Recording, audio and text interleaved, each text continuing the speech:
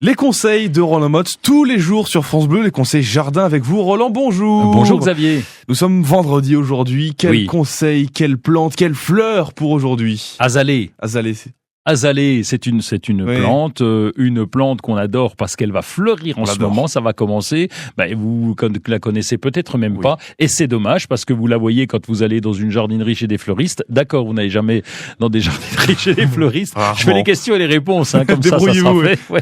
Non, l'azalée du Japon, c'est l'azalée extérieure, contrairement à l'azalée d'intérieur. La différence est importante. Tous les deux ont un feuillage persistant. Tous les deux ont des fleurs. Toutes les deux, ont des fleurs très très jolies et vraiment de différentes couleurs. C'est absolument magnifique. Par contre, notre azalée d'extérieur, elle est capable de tenir jusqu'à moins 20 degrés, ce qui n'est pas le cas de l'azalée d'intérieur. C'est plutôt pratique pour chez nous. Évidemment. Et cet azalée, on va pouvoir le planter dehors.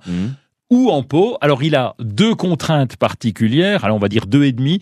La première, c'est qu'il ne pousse qu'en terre de bruyère. Donc, si on n'habite pas dans les Hautes-Vosges où la terre est acide, quand on est dans la plaine, malheureusement comme nous, on est obligé de les installer en pot dans de la terre de bruyère quand on a un terrain calcaire au jardin. Donc là, faut faire attention à ça. Et puis, deuxième contrainte, c'est qu'il préfère un peu d'ombre l'après-midi. D'accord. Et la demi-contrainte quand même, c'est que il aime bien des terrains frais, donc ça veut dire que même en été, il faut l'arroser régulièrement. Donc quand il est en pot, ça va, il est à l'ombre, mais il faut pas oublier l'arrosage. Et donc c'est une plante qui doit être arrosée régulièrement. Mais là où on craque, c'est vraiment pour la floraison de printemps. Moi j'aime bien les symboles. Vous voyez, des fleurs. Toutes les fleurs ont plus ou moins un symbole qui veut plus ou moins dire quelque chose, Roland. Oui. Et vous pourriez m'offrir une azalée parce que en fait, ça symbolise la joie discrète d'aimer ou d'être aimé.